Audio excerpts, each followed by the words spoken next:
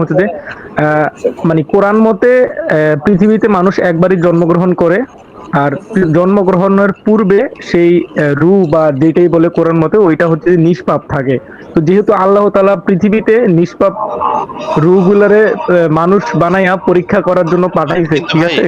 নাহিদ ইসলাম ভাই, আপনার জি কথার জি। সাথে তো ইসলামের মানে কথার মিলতেছে না। আমি যেটা জি জানি কোনটা? যে আদমকে সৃষ্টির পরে আল্লাহ পাক তার পিঠে, ফারাজ ভাই আপনার এখান থেকে মিউজিক হচ্ছে। জি জি বলেন। আহ, আহ, নাহিদ ভাই, আমি যেটা আপনাকে বলছি যে আল্লাহ পাক ইসলামের মানে মিথোলজি অনুসারে আল্লাহ পাক আদমকে সৃষ্টির পরে তার পিঠে হাত বুলায়, হ্যাঁ, হাত বুলায় জি জি। আদমের পিঠে থেকে রুহু গুলাকে বের করে। বের করার হুম, পরে আল্লাহ বলে, কিছু রুহকে বের করার পরে আল্লাহ বলে যে এই রুহগুলাকে আমি জান্নাতের জন্য সৃষ্টি করেছি। তারপরে আবারও হাত বুলায় কিছু রুহকে বের করে বলে এই রুহকে আমি জাহান্নামের জন্য সৃষ্টি করেছি।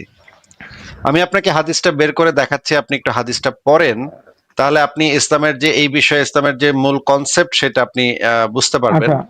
জি জি, আমি আহ, ওইটাই জানতে চাচ্ছি। এই বিষয়ে হাদিসে যেটা বলা আছে সেটা আমরা দেখি একটু।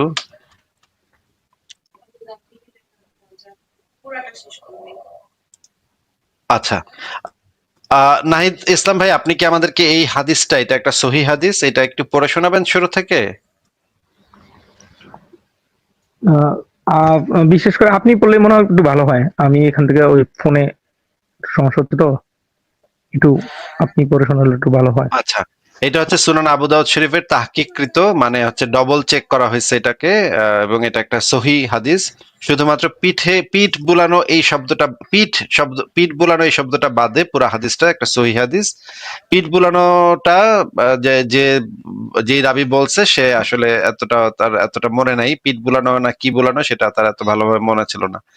তো এই হাদিসে বলা হচ্ছে একদা ওমর ইবনুল খাত্তাব এই আয়াত সম্পর্কে প্রশ্ন করা হলো, যখন তোমার রব আদম সন্তানের পিঠ থেকে তাদের সমস্ত সন্তানদেরকে বের করলেন, সূরা আরাফ 172। বর্ণনাকারী বলেন আল কানাবী এই আয়াত পড়ছিলেন। ওমর বললেন, এ সম্পর্কে রাসূলুল্লাহর নিকট প্রশ্ন করতে শুনেছি। রাসূলুল্লাহ সাল্লাল্লাহু আলাইহি সাল্লাম বলেছেন, মহান আল্লাহ আদমকে সৃষ্টি করার পর স্বীয় ডান হাতে তার পিঠ বুলিয়ে তার একদল সন্তান বের করে বললেন, আমি এদেরকে জান্নাতের জন্য সৃষ্টি করেছি এবং এরা জান্নাতবাসীর উপযোগী কাজই করবে। অতঃপর আবার তার পিঠে হাত বুলিয়ে একদল সন্তান বেরিয়ে এনে বললেন, এদেরকে আমি জাহান্নামের জন্য সৃষ্টি করেছি এবং জাহান্নামীদের উপযোগী কাজই করবে। এ কথা শুনে এক ব্যক্তি বলল, হে আল্লাহর রাসূল, তাহলে আমলের কি মূল্য রইল? মানে আমাদের কাজের, আমাদের কর্মকাণ্ডের কি মূল্য রইল? রাসূলুল্লাহ সাল্লাল্লাহু আলাইহি সাল্লাম বললেন, মহান আল্লাহ যখন কোনো বান্দাকে জান্নাতের জন্য সৃষ্টি করেন তখন তার দ্বারা জান্নাতবাসীদের কাজই করিয়ে নেন।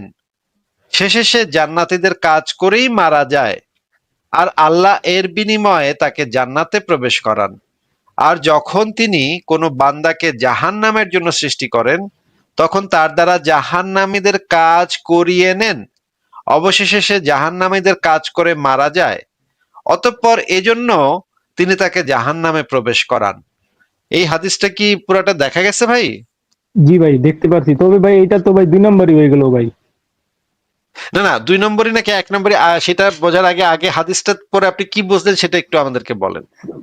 বুঝছি ভাই যে আল্লাহ তাআলা যেগুলারে হচ্ছে যে জান্নাতের জন্য বানাইছে তাদেরকে দিয়ে জান্নাতি কাজে করাইবো, আর যাদের জাহান্নামী বানাইছে তাহলে জাহান্নামী, তাহলে আমল টামলের কোনো দাম দুম নাই। তোমারে দিয়ে আমি এইটাই করামো, ঠিক আছে, যেটা আমি তোমার দিয়ে বানানোর আগে চিন্তা ভাবনা করে রাখছি, তো এরকম বুঝাইতেছে না? নির্ধারণ করে রাখছে, আরেকটা হাদিসে আছে আল্লাহ পাক হ্যাঁ হ্যাঁ, আগে থেকে সবকিছু নির্ধারণ। এই তাহলে হাদিসটাতে তাহলে বলা আছে, জি সুনান তিরমিজি শরীফ তাহকিকৃত, এটাতে বলা আছে আল্লাহ পাক আগে থেকে সবকিছু নির্ধারণ করে রাখছে, যে কে কোথায় যাবে, কে সৌভাগ্যবান আর কে দুর্ভাগ্যবান, কে জান্নাতি কে জাহান্নামী, সবকিছু আগে থেকে নির্ধারিত। আহ এই দুইটা হাদিস থেকে আপনি এখন কি বুঝলেন একটু বলেন আমাদেরকে। বুঝলাম ভাই, যার কাছে আছে আল্লাহ তার পক্ষে, যার কাছে নাই তার পক্ষে নাই। তাহলে আল্লাহ তো নিরপেক্ষ হওয়ার কথা ছিল, উনি তো পক্ষপাত নিচ্ছে। তাহলে এটা তো কোনো আল্লাহর কাজ হইতে পারে না, কারণ আল্লাহ তো নিরপেক্ষ হইব। তিনি সৃষ্টি করতে, তিনি সবাইকে সমানভাবে দেখবো। উনি একজনরে বানাইবো জান্নাতের নামে, আরেকজনরে বানাইবো জাহান্নামের লেগা। তো এটা তো নিরপেক্ষ হইলো না, এটা তো পক্ষপাত দিতে হইলো না। তো সেই বিষয়ে আপনি কি বলতে চান? আমার কাছে আমরা তো এটা নিয়ে এগুলা নিয়ে হাসাহাসি করি যে এগুলা তো খুবই উদ্ভট না, আমার উদ্ভট আমার প্রশ্নটা এরকম ছিল যে আমি আমার প্রশ্নটা বুঝে ফেলছি, তাহলে আমার প্রশ্নটা এখানে করাটাই আনভ্যালিড হয়ে গেল। আমি আপনার এই হাদিসটা দেখার পরে আমার মনে হচ্ছে যে এই প্রশ্নটা এখানে করাটাই অনুচিত হয়ে যাবে, কারণ আমি তো আগেই জানি যে আল্লাহ তো কোনো ইনভ্যালিড, পক্ষপাতিত্ব করছে। আমার এই ইনভ্যালিড। প্রশ্নের কোনো দাম নাই, ইনভ্যালিড। হ্যাঁ ভাই, আপনার প্রশ্নটা একটা ইনভ্যালিড কোশ্চেন, কারণ আল্লাহ আগে থেকে সব ঠিক করে না রাখছে, ভাই, আমার ভাই নির্ধারণ করে রাখছে, এবং যাদেরকে যে কাজের জন্য সৃষ্টি করা হয়েছে তাদেরকে সেই কাজই করিয়ে নেন আল্লাহ পাক। মানে তাইলে এটা আমাকে দিয়ে নবীকে গাইল পাড়াইতেছে দেখেন আল্লাহ পাক, এবং এই মুমিন দিনী ভাইদেরকে দিয়ে নামাজ পড়ায় নিতেছে, আল্লাহ না, পাকই এটা সেই কাজগুলা করায় নিচ্ছে। করাই নিতেছে, তাহলে তো আমাদের কোনো দোষ নাই ভাই, আমরা যেটা করতে সেটা আল্লাহ করে গেছে হিসাবে, এমন না। আচ্ছা, যেটা হচ্ছে যে না মজিদ না ভাই, না না না না না না, রং রং রং রং রং রং। আপনাকে একই সাথে বিশ্বাস করতে হবে যে আল্লাহ পাক আপনাকে দিয়ে জাহান্নামীদের কাজ করিয়ে নিচ্ছেন। আল্লাহ পাক আপনাকে দিয়ে জাহান্নামীদের কাজ করিয়ে নিচ্ছেন, করিয়ে এবং নিচ্ছে। সে জি করিয়ে নিচ্ছেন, এবং সেটার জন্য আপনি দায়ী। ওই জাহান্নামীদের কাজ যে করছেন সেটার জন্য কে দায়ী? মানে মানে বিষয়টা হচ্ছে যে ভাই, আমি আপনার কামলা, ঠিক আছে, আপনি আমার যে কামও করাইবেন, তারপরে পানিশমেন্টও আপনি দিবেন। আচ্ছা, ভালো হইছে। আচ্ছা, আসিফ দুইটাই মহিউদ্দিন ভাই একই আপনার, সাথে বিশ্বাস করতে হবে আপনাকে। আচ্ছা, অর্ণব ভাই and আসিফ মহিউদ্দিন ভাই, এটা আমি আর একটা জিনিস জানতে চাচ্ছি, সেটা হচ্ছে যে এই ধর্মের কনসেপ্টটা আমি ফারহান ভাইকে আরো আগেও এই জিনিসটা বলছিলাম, উনি এক্স্যাক্টলি বলছে যে উনি এক্স্যাক্টলি ওই সময়টা বলতে পারতেছে না, বা ওইরকম কোনো ওনার কাছে হাদিস বা ইয়া নাই। তো আমি আপনার উদ্দেশ্যে বিশেষ করে বলছি যে ধর্মের কনসেপ্টটা কিভাবে আসলো, বা এই ধর্মটা কেন তৈরি করা হলো, বা কি কারণে মানুষের মনে হলো যে আমাদের এরা ধর্ম বা ঈশ্বর আছে, বা সৃষ্টিকর্তা আছে, বা আল্লাহ আছে, বা যে কোনো কিছু, এই কনসেপ্টের শুরুটা কোথা থেকে হলো, বা কিভাবে এটার উৎপত্তি, যদি আপনি জানেন তাহলে একটু ভালো হয়। ভাই, ধর্মের উৎপত্তি তো এটা তো একটা মানে বিরাট আলোচনার ব্যাপার। ধর্মের উৎপত্তি হয়েছে মানুষের অজ্ঞানতা থেকে। মানুষ একটা সময় যখন মানুষ গুহা যুগে বসবাস করত বা তারও আগে, সেই সময় মানুষ অনেক প্রাকৃতিক ঘটনা দেখতো, যে এই ঘটনাগুলা কেন ঘটতেছে সেই জিনিসগুলা মানুষ জানতো না। আহ, কিন্তু তাদের আশেপাশের যে মানুষেরা, তারা তো মনে করেন প্রাচীন একটা ট্রাইবে, প্রাচীন একটা গোত্রের ভিতরে একটু গুরুজন বলে একজন লোক আছে, একটু বয়স্ক, একটু গুরুজন।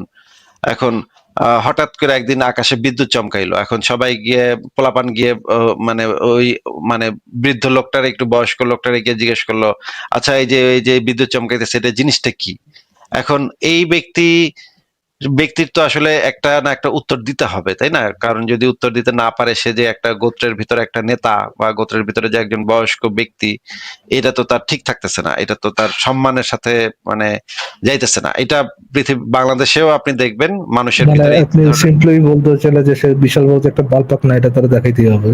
এটা তো তার দেখাইতে হবে, বালপাকনা মানে মানে প্রমাণ করতেই হবে। আপনি যে কোনো জায়গাতেই দেখবেন যে মানে বাংলাদেশের গ্রামে গঞ্জেও দেখবেন, কোন একটা প্রশ্ন করলে দুনফুন একটা উত্তর দিয়া ফেলায়। মানে না, মানুষজনের ভিতরে এই টেন্ডেন্সিটা আছে যে আমি যে এই জিনিসটা জানি না, এই জিনিসটা যে আমি যে জানি না, এটা স্বীকার করাটা কিন্তু একটা সাহসের কাজ। হ্যাঁ, এটা কিন্তু সবাই করে না, ঠিক আছে ভাই? আমি এটা বলতে পারি না, বিদ্যুৎ চমকাইতেছে কেন, এটা আমি তো বলতে পারি না ভাই, আমি জানি না ভাই। এইটা বলাটা অনেক, বেশিরভাগ মানুষের পক্ষে এটা বলাটা কঠিন। তারা তখন একটা গল্প তৈরি করে যে আসমানে একটা দেবতা আসিল, সেই দেবতাটা আরেকটা দেবতার পাছায় একটা বাড়ি মারছে, ওই বাড়ির শব্দ তোমরা পাইতেছ, এরকমের একটা গল্প তারা তখন বলতো। এবং এই তৈরি।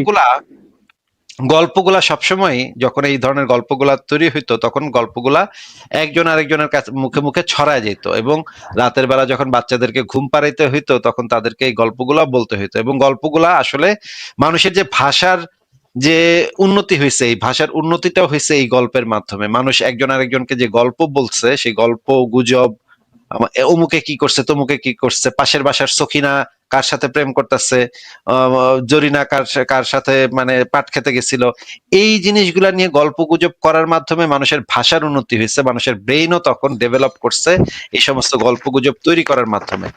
এখন এই যে গল্প গুজব যে মানুষ তৈরি করছে নিজের অজ্ঞতাকে ঢাকার জন্য, বা নিজেকে একটা মানে পণ্ডিত পাকনা প্রমাণ করার জন্য, মুরব্বী প্রমাণ করার জন্য, মানুষ যে এই জিনিসগুলা, কিছু কিছু মানুষ এই জিনিসগুলা বানাইছে।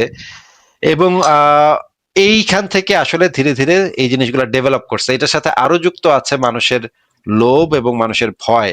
মানুষ যে জিনিসগুলা সম্পর্কে ভয় পাইতো সেই জিনিসগুলা সম্পর্কে, যেমন ধরেন আপনার বাচ্চাকে যদি আপনি বলেন যে তোমার তো বয়স মাত্র 5 বছর, তুমি বাইরে ঘুরতে যাও না, এইটা বললে সে হয়তো শুনবে না। কিন্তু আপনি যদি তাকে বলেন বাইরে একটা ডাইনি বুড়ি আছে, সে তোমাকে খেয়ে ফেলবে, তুমি যদি বাইরে ঘুরতে যাও, আপনি তার নিরাপত্তা চান, আপনি চান যে সে যেন নিরাপদে থাকে। এই কারণে আপনি অনেক সময় বলেন যে, বা আমাদের ফ্যামিলিতে অনেক সময় বলে দেয় যে তুমি বাইরে যাও না, বাইরে ছেলে ধরা আছে বা পেতনি আছে, তোমাকে ধরে নিয়ে যাবে। তখন বাচ্চাটা এই গল্পটা শুনে ভয় পেয়ে সে আর বাইরে যায় না। তখন মানুষ এই রাইট। জিনিসটা, মানুষ তাদের মানে সমাজের ভিতরে এই জিনিসটার চর্চাটা দেখছে যে মানুষকে এই ধরনের কিছু ভয় ভীতি দেখাইলে মানুষ যারা একটু কম বুদ্ধিমান, কম বুদ্ধি সম্পন্ন, তারা ভয় পেয়ে সেই কাজটা হয়তো করবে না। সমাজে কিছু শান্তি শৃঙ্খলা রক্ষার জন্য কিছু নিয়ম কানুনের তৈরি করতে হয়েছে মানুষের, কিন্তু সেই নিয়ম কানুনগুলা দেখা গেছে যে বেশিরভাগ মানুষ মানতে চায় না। কিন্তু যদি তাদেরকে নিয়ম কানুনগুলা কি এমন একটা জিনিসের মাধ্যমে তাদেরকে বলা হয় যে এইটা কিন্তু দেবতায় দিছে, এই নিয়মটা কিন্তু তুমি যদি এই নিয়মটা না মানো তাইলে কিন্তু দেবতায় তোমার এই যে পিরানটা পিরাইবো, একেবারে মাইরা লেবো। হ্যাঁ, এই ভয়টা যখন মানুষের ভিতরে মানে ঢুকানো গেছে, তখন দেখা গেছে তারা সেই ভয়ের কারণে সেই নিয়মগুলা মেনে চলতে বাধ্য হচ্ছে বা নেতার অনুসরণ করতে বাধ্য হচ্ছে। এইভাবে সমাজে এই ধরনের গল্পগুজব, এই ধরনের ধর্ম, এই ধরনের নিয়ম কানুন, এইগুলার আস্তে আস্তে উৎপত্তি ঘটছে এবং বিকাশ ঘটছে।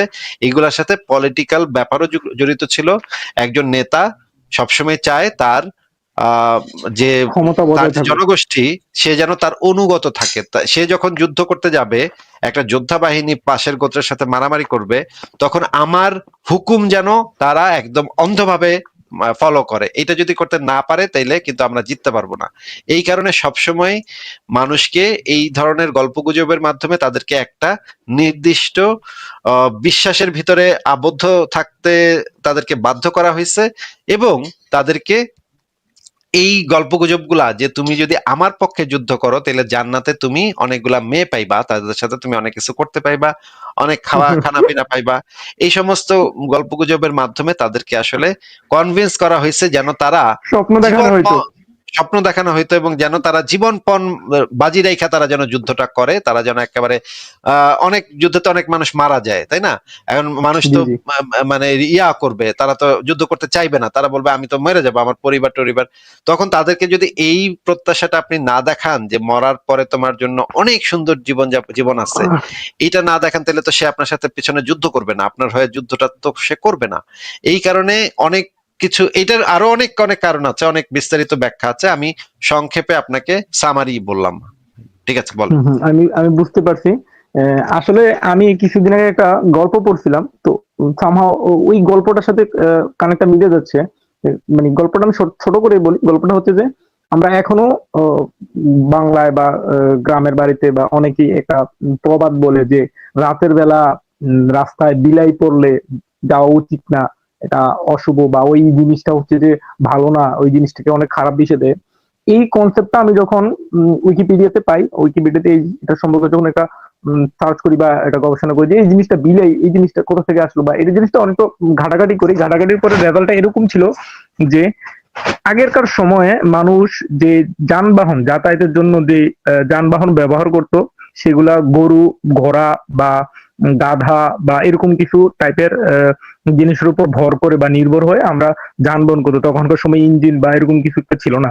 তখন যখন রাস্তার মাঝে রাত্রেবেলা বিলাই পড়ে যেত, তখন বিলাইয়ের চোখ বা চোখ মনে হয় জলে, বা যেটাই হোক, বিলাই পড়ে গেলে ওই ওই বাহনগুলা মানে একটু অ্যাবনর্মাল টাইপ বিহেভিয়ার করতো, এদিক এদিক ছোটাছুটি করতো বা এরকম কিছু একটা করতো। তো তখন বলা হয়তো যে তখন এরকম প্রথা রীতিনীতি মানে প্রথা চালু হয়ে গেছিল যে বিলাই দেখলে এই রাস্তা দিয়ে যাওয়া ভালো না। তো ওই জিনিসটা এখনো পর্যন্ত রয়ে গেছে। আমরা উন্নতি করতে পেরেছি, আমরা আমাদের মানুষ অনেক ডেভেলপ করছে, কিন্তু আমাদের ভিতরে যেই ধার্মিক বা যেই একটা কুসংস্কার গুলো যে ঢুকিয়ে দেওয়া হয়েছে, এগুলা কিন্তু এখনো মানুষের মধ্যে রয়ে গেছে, অনেক বেশি পরিমাণে রয়ে গেছে। এগুলো কিন্তু এখনো একদম হচ্ছে একদম যে যায় না। একদম, যে আমরা যখন গুহা যুগে বসবাস করতাম বা আমরা যখন শিকারী ছিলাম, জঙ্গলে জঙ্গলে ঘুরতাম, সেই সময় আমরা অন্ধকারকে ভয় পাইতাম, কারণ অন্ধকারে নানা ধরনের জীবজন্তু রাতের অন্ধকারে লুকায় থাকবে এবং আমাদের উপর ঝাঁপায় পড়তে পারে। এই কারণে আমরা অন্ধকারকে ভয় পাইতাম, কিন্তু সেই অন্ধকারের প্রতি ভয়টা কিন্তু এখনো আমাদের ভিতরে রয়ে গেছে। আমরা কিন্তু এখনো অন্ধকার হয়ে গেলে আমাদের গা ছমছম করে, আমাদের লোম খাড়ায় যায়, তাই না? একটু যদি শব্দ শুনি, ঘুষ করে একটু শব্দ, বাতাসের একটু শব্দ, তাহলে দেখা যায় আমাদের বুকের ভিতরে ধক ধক ধক ধক, মানে হৃৎপিণ্ডের গতি বেড়ে যায়। এই জিনিসগুলো আমরা প্রাচীন মানে ইসের থেকে নিয়ে আসছি, বহন করে নিয়ে আসছি।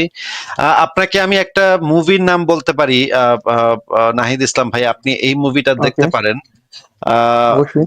মুভিটা খুবই চমৎকার, আমি যখন দেখেছিলাম আমার কাছে খুবই ভালো লাগছিল সিনেমাটা। আপনারা যারা আমি দর্শক আছেন তারাও দেখতে পারেন। মুভিটার নাম হচ্ছে The Gods Must Be Crazy. এইটা একটা একটা ট্রাইবের একজন মানুষ, সেই মানুষের ইসের উপরে নির্ভর করে, খুবই চমৎকার একটা সিনেমা। এই সিনেমাটা আপনি দেখতে পারেন। এটা একটা সিরিজ, ফিল্ম সিরিজ। আপনি টাইম সময় পেলে দেখতে পারেন এটা। আচ্ছা, অবশ্যই। আমার কষ্ট লাগে মইদিন ভাই, এই জায়গাতে যে মানুষ এত উন্নতি করলো, মেডিকেল সায়েন্স এত উন্নত করলো, সবকিছুতে এত উন্নত করলো, কিন্তু আসলে যে আমাদের যে কুসংস্কার গুলো, এগুলো থেকে এখনো পর্যন্ত মানুষ বেরোতে পারলাম না।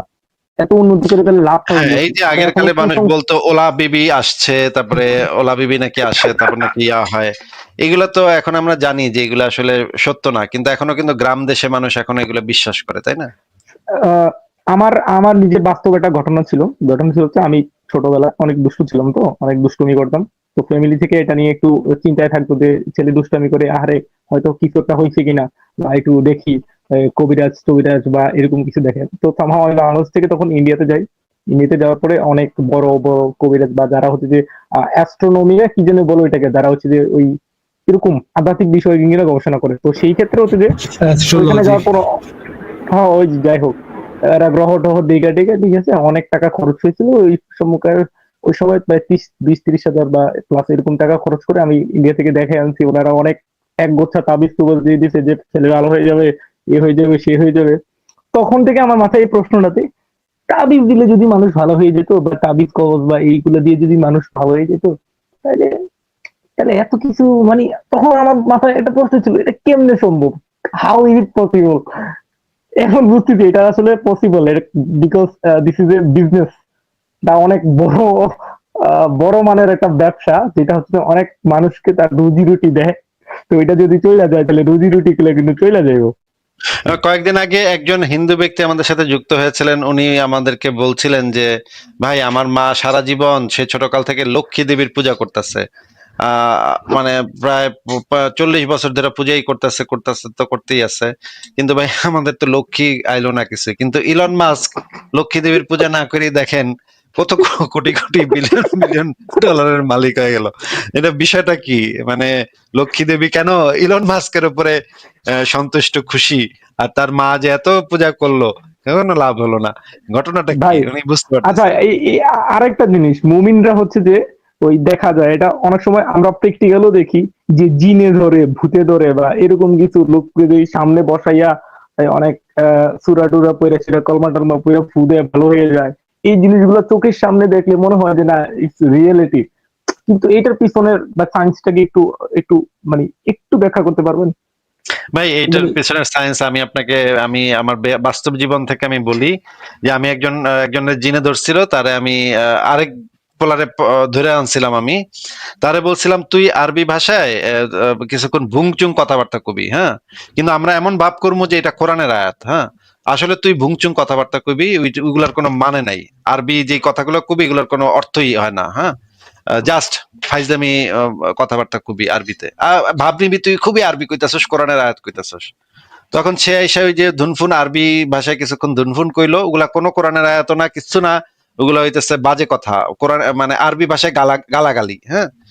এখন ওই মানে মানে মানে পর্নোগ্রাফিক কথাবার্তা ওই কইছে সে আসলে, হ্যাঁ, সে বুঝছি। আরবি পারে। আচ্ছা, আমার ওই মানে যে যারা নিয়ে আসছিলাম সে আরবি পারে। সে আইসা ধুনফুন ওই কথাবার্তা কইছে, আর ওই জিন তখন চিৎকার করে কান্না শুরু করছে, আয় না, আয় না, সে ভাবছে যে আয়াতুল কুরসি পড়ছে। না, আমরা তো মুচকি মুচকি হাসতেছি, আমরা তো জানি যে আসলে তো কোরআনের কোন আয়াত টায়াত কিছুই পড়ে নাই, এ তো ফাইজলামি করছে। তার মানে বোঝা যাচ্ছে যে জিন হইলে তো সে ঠিকই বুঝতো যে আহ, মানে সে এই যে আরবি আসলে আরবি পড়তেছে নাকি, মানে ধরেন আয়াতুল কুরসি যদি কেউ পড়ে তাহলে তো জিনের গায়ে জ্বালা ধরার কথা, তাই না? তাহলে তো হুম জিনের হুম বোঝার হুম। কথা, কিন্তু এটা তো আয়াতুল কুরসি তো পড়তেছে না, কোরআনের আয়াতই তো পড়তেছে না, হুদাহুদি আরবি শুই না বেটায় জ্বালা চেঁচামেচি করতেছে। জ্বালা দুইটা গেছে। তো আচ্ছা আমি তারপর আবার হ্যাঁ, আপনি যদি এমন দেখেন যে আপনি যদি মনে করেন একটা হিন্দু ফ্যামিলির ছেলের সামনে যদি আপনার তাকে যদি ভূতে ধরে তাহলে আপনার কি পড়তে হবে? গায়ত্রী মন্ত্র পড়তে হবে ওখানে। ওখানে কিন্তু আবার কোরআনের আয়াত পড়লে লাভ নাই ভাই। ওখানে কিন্তু ওই ভূতে কিন্তু আবার কোরআনের আয়াত পড়লে যাইবো না, হ্যাঁ। আবার বুঝে না। যদি আবার আবার যদি আমেরিকাতে যদি মনে করেন একটা খ্রিস্টানের উপরে ডেভিল ভর করে, এক্সোরসিজম হয়, আপনি এক্সোরসিজমের অনেকগুলো সিনেমা আছে, দেখতে পারেন। ওইখানে আবার বাইবেলের ভার্স কইতে হয়, যিশু যে আল্লাহর পোলা, এইটা তাদের কইলে ওই ভূতে নাকি বাপ বাপ করে পালায় যায়। তো যিশু যে আল্লাহর পোলা, এটা তো ইসলাম অনুসারে যিশু তো আল্লাহর পোলা না, তাই না? না তাইলে না, এক এক দেখা তার কুফরি ভাই, কুফরি। এর তো কুফরি কুবরি কথা। কালাম। তার মানে হচ্ছে একটা মানুষ যেই পরিবারে জন্ম নিচ্ছে, যেই ধর্মের পরিবারে জন্ম নিচ্ছে, তার ভূতটাও একদম এক্স্যাক্টলি সেরকম হয়। তার উপরে যে জিনটা ভর করে সেইটাও একদম এক্স্যাক্টলি সেটা হয়। আপনি যদি একটা মুসলমান পরিবারে জন্ম নেয়া মানুষরে গায়ত্রী মন্ত্র পড়ে শোনান, লাভ হইব না, কোরআন পড়তে হইব। মানে বাইবেল থেকে ভার্স কইবেন, লাভ হইব না, কোরআন পড়তে হইব। আবার যদি আমেরিকাতে যদি আপনি খ্রিস্টান ভূতে ধরছে, ওর উপরে যদি আপনি কোরআন শোনান বা গায়ত্রী মন্ত্র শোনান, লাভ হইব না, ওরে গিয়া বাইবেলের ভার্স কইতে হইব। আমি আমি তার মানে এই হচ্ছে বিষয়টা নিয়ে আমি এই বিষয়টা নিয়ে দর্শকদের উদ্দেশ্যে একটু ছোট্ট কিছু কথা বলতে চাই, যদি আপনি অনুমতি দেন। মানে এই বিষয়টা নিয়ে দর্শকদের উদ্দেশ্যে হ্যাঁ ছোট হ্যাঁ, কিছু বলেন কথা বলেন বলতে চাই। বলেন বলেন। আমি আমি যতটুকু এই জিনিসটা নিয়ে গবেষণা করছি বা পড়ছি, সেটার অনুযায়ী হচ্ছে যে এই যে ভূত বা জিন বা আত্মা, যেটা আমরা দেখি, আমি আত্মা নিয়ে একটু কথা বলবো। এটা হচ্ছে যে আত্মা দেখি, এটা কিন্তু সত্যই সে দেখে, যে ভিকটিম যে জিনিসটা ফিল করে, সেই জিনিসটা দেখে। এইটা একটা গবেষণা হ্যাঁ, এটা প্রকাশিত একটা হয়েছিল সাইকোলজিক্যাল এমন। প্রবলেম, এগুলো হ্যাঁ, বেশিরভাগ সময় সাইকোলজিক্যাল প্রবলেম, কিছু আছে বাটপারি, কিছু সাইকোলজিক্যাল, আছে বাটপারি, না কিন্তু কিছু বেশিরভাগ বাটপারি সময় আছে বলতে এখানে কিছু কাহিনী আছে, যেটা হচ্ছে যে দর্শকরা এখানে হয়তো তো এদিকে, মানে যারাই আছে গ্রামের মানুষরা, তারা হয়তো বা জানে না। যেটা হচ্ছে যে আমরা যে শুনি কানে, যে যে শব্দগুলা শুনি, এগুলোকে আমরা সাউন্ড বলি। সাউন্ডের কিছু হার্টস আছে বা সাউন্ডের কিছু ফ্রিকোয়েন্সি আছে, ফ্রিকোয়েন্সি বলেন। একটা গবেষণায় দেখা গেছে যে একটা বাড়িতে ৩-৪ জন ফ্যামিলি মিলে, আমেরিকার একটা বাড়িতে, তো সেই ফ্যামিলিতে যারাই থাকে তারাই উদ্ভাট শব্দ শুনে, উদ্ভাট কিছু ফিল করে, অনেক কিছু দেখতে পায়। যখন এটা রিসার্চ করা হলো, তখন তারা দেখতে পেল যে ওনাদের যে পাকা ছিল, পাকাতে থেকে একটা শব্দ তৈরি হইতো। সেই শব্দ থেকে যে ফ্রিকোয়েন্সি তৈরি হইতো, বা যেই শব্দর যেই ধরনের উম, শব্দ তৈরি হতো, উৎপন্ন হইতো, সেটা থেকে তাদের ব্রেনে হ্যাপনোসিস বা হ্যাপনোটিজম বা এরকম কিছু একটা হইতো, বা সম্মোহন, যেটাকে আমরা বলি বাংলায় শুদ্ধ ভাষায় বলতে গেলে সম্মোহন হয়ে যেত, বা এরকম তাদেরকে বুঝাইতো। তাদের ভিতরে যে ভয়টা থাকতো, এটা বিশেষ ক্ষেত্রে তাদের ক্ষেত্রেই বেশিরভাগ সময় লাগু হয়, যারা আগে থেকে এগুলোরই কিউরিসিটি বেশি থাকে বা ভয় থাকে। যেরকম হচ্ছে যে তারা জিনকে ভয় পায়, বা রাতে অন্ধকারে ভয় পায়, বা তারা তাদের সবসময় মাথায় এটাই ঘুরতে থাকে। বিশেষ করে তাদের ক্ষেত্রে এই জিনিসটা বেশিরভাগ ক্ষেত্রে লাগু হয়। যারা বিভিন্ন শব্দ হতে পারে, বিভিন্ন জিনিস হতে পারে, ওইটাগুলো দেখে মানুষ ভাবে হয়তো জিন, ভূত বা প্রেত। বাস্তবে হচ্ছে যে এই আমাদের জন্যই এই জন্যই নাহিদ ইসলাম ভাই, এই জন্যই আমরা বলি জিন ভূত থেকে বাঁচতে চাও, নাস্তিক হয়ে যাও। নাস্তিক হলে আর জিন ভূত ধরতে পারবে না। ভাই আমি আজ পর্যন্ত পাইনি ভাই। আমি অনেক কবরস্থান গেছি, নিজে গবেষণা করছি, অনেক টাকা বাজি লেগে গেছি, সারা রাত কাটাইছি, আমার কিছু হয় নাই ভাই। অবশ্য আমার লাভ হয়েছে, একটু বলতে পারবো, আর্থিক লাভ হয়েছে এটা থেকে। মানে জিন ভূতরা নাস্তিকদেরকেও ভয় পায়, নাস্তিকদেরকে মারাত্মক ভয় পায়, এদের ধরে না কখনো। আমি আমি শুনি নাই, জিন্দগিতে শুনি নাই আমি কোনো নাস্তিকরে ভূতে ধরছে বা জিনে ধরছে, ভাই, একদম আমি অসম্ভব। নাস্তিক কিনা সেটা বলতে পারবো না, তবে আমি সৃষ্টিকর্তা একটু মানে, যে সৃষ্টিকর্তা একজন আছে। তো আর বাকি সবকিছু মানি। আমি আমার তরফ থেকে যেটুকু হচ্ছে যে আমি এই জিনিসটা বিশেষ করে, সৃষ্টিকর্তা একজন আছে হয়তো বা, তো আর বাকি কিছু সব আমার কাছে সমান। আচ্ছা, ঠিক আছে নাহিদ ইসলাম ভাই, তাহলে আজকে আপনাকে আমরা বিদায় জানাই, হ্যাঁ। আচ্ছা, ধন্যবাদ ভাই, আলাপ হয়ে খুব ভালো লাগলো। সেইটা হচ্ছে আমার একটা রেফারেন্স লাগবে।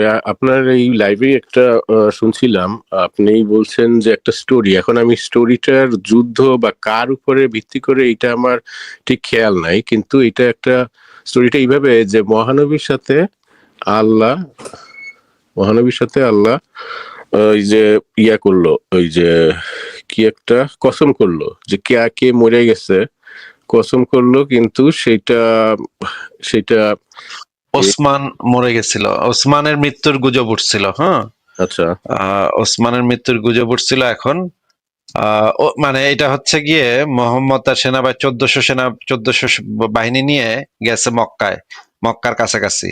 এখন ওসমানরে পাঠাইছে মক্কার মানুষদের সাথে কথাবার্তা বলতে। এখন ওসমানরে নাকি মেরে ফেলাইছে। এখন মেরে ফেলাইছে, এখন এই খবর আসছে যে ওসমানরে মেরে ফেলাইছে। এখন মোহাম্মদ তো খুব চেতা, হ্যাঁ ওসমান হত্যার এখন প্রতিশোধ নিব আমরা, হ্যাঁ সবাই আসো আমরা ওসমান হত্যার প্রতিশোধ নিব। কালকে সবাই মিলা টিলা মোহাম্মদ হাত রাখলো, সব সাহাবীদের মানে বায়াত নিল যে তোমরা সবাই বায়াত নাও যে আমরা ওসমান হত্যার প্রতিশোধ না নিয়ে আমরা যাব না, আমরা শেষ রক্তবিন্দু পর্যন্ত আমরা ওসমান হত্যার প্রতিশোধ নিয়ে তারপর ছাড়বো। ওয়েল, এই সময় আল্লাহ পাক আয়াত নাজিল করলো যে আল্লাহর হাতও তোমাদের হাতের উপরে আছে, হ্যাঁ তোমরা যাও আকবারও, আমার আল্লাহর হাতও তোমাদের হাতের উপরে আছে। মানে আল্লাহ পাক আয়াত কারার উপরে আয়াত নাজিল করে ফেললো যে আল্লাহর হাত, ওই যে মোহাম্মদ যে হাতটা রাখছিল, যে হাতের উপর অন্য সব 1450 সাহাবী হাত রেখা কসম কাটছে, বায়াত করছে, আল্লাহ সেখানে হাত রাখছে, আল্লাহ তার অদৃশ্য হাত সেখানে রেখা আল্লাহ কসম কাটছে যে ওসমান আল্লাহর মানে ওই যে আল্লাহ তাদের সাথে বায়াত নিচ্ছে মোহাম্মদের কাছে যে তারা ওসমান হত্যার প্রতিশোধ না নিয়ে তারা ফেরত যাবে না। একটু পরে তারা যখন যুদ্ধের প্রস্তুতি নিতেছে, একটু পরে দেখা গেল ওসমান ড্যাং ড্যাং করে হাইটা হাইটা আসতেছে। এই কাহিনী কি, হয়তো তুই না মরে গেছিস। তখন জানা গেল যে ওসমানের যে মৃত্যু হয় নাই, ওসমানকে মারে নাই, ওসমান আবার ফেরত আসছে। কিন্তু সমস্যাটা হইলো অন্য জায়গায়, যে আল্লাহ যে হাতের উপরে হাত রেখা বায়াত নিয়ে ফেলাইলো, আল্লাহ যে জিব্রাইলে পাঠাইলো যে তুই হাতের উপরে হাত রেখা ক গিয়া মোহাম্মদ রে, আমার আল্লাহর হাতও তার তো ওই হাতের উপরে আছে। আল্লাহ যে এই কামটা করলো, জিব্রাইল রে কইব না আল্লাহ যে এই মোহাম্মদ তুই তো ভুল জানোস, এটা তো গুজব, ওসমান তো মরে নাই, ওসমান একটু পরে আইবো। এটা তো আল্লাহর কওনের কথা নাকি দেশি লাভ ভাই? বাট আমার কাছে আর কি এই জিনিসটার রেফারেন্সটা দরকার ছিল। আচ্ছা, রেফারেন্স আমি বের করে দেখাচ্ছি। ফারাজ ভাই আপনি এই বিষয়ে কি বলবেন? আমি একটা জিনিস বলবো আছে ভাই, আমি একটু দেখাই।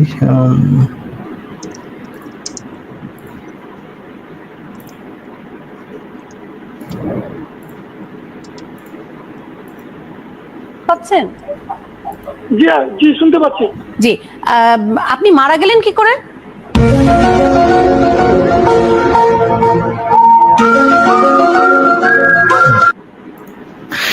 জীবিত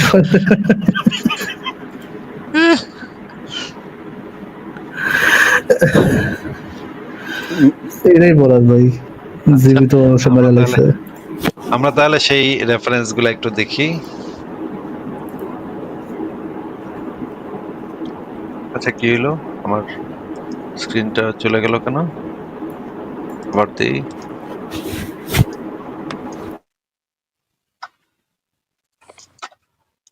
আরে আমার স্ক্রিন দেয়া যাচ্ছে না কেন, আশ্চর্য কথা।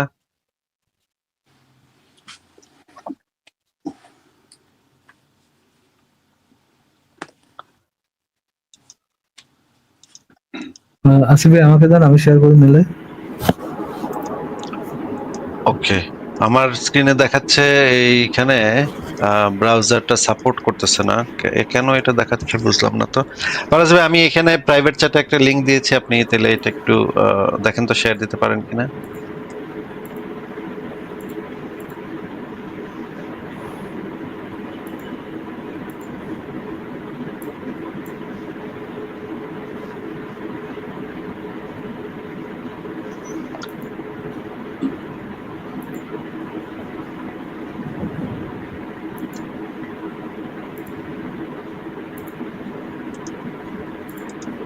হ্যাঁ, তাহলে একটু নিচে নামেন। এটা হচ্ছে সরি, আমি ঠিক করে দিয়েছি, ভুল তথ্যের ভিত্তিতে আল্লাহর প্রতিশোধের ভুল শপথ। এখানে দেখা যাচ্ছে নবী মোহাম্মদ মক্কা অভিযানের সময় 1400 থেকে 1500 সৈন্য নিয়ে মক্কার দিকে অগ্রসর হন, কিন্তু মক্কাবাসীরা তাদের প্রবেশের অনুমতি দেননি। আলোচনার উদ্দেশ্যে নবী ওসমানকে মক্কা নেতৃবৃন্দের কাছে পাঠান। এ সময় একটি গুজব ছড়িয়ে পড়ে ওসমানকে হত্যা করা হয়েছে। নবী এই খবর অত্যন্ত ক্ষুব্ধ হন এবং সকল সাহাবীর উদ্দেশ্যে ভাষণ দিয়ে ঘোষণা করেন যে ওসমানের মৃত্যুর প্রতিশোধ না নিয়ে তারা ফিরবেন না। নবী নিজেও এই প্রতিশোধ গ্রহণের শপথ করেন এবং উপস্থিত সবাইকে এতে যোগ দেওয়ার আহ্বান জানান। সাহাবীরা নবীর হাতে হাত রেখে শপথ করেন, যার নাম বায়াতুল রিদওয়ান।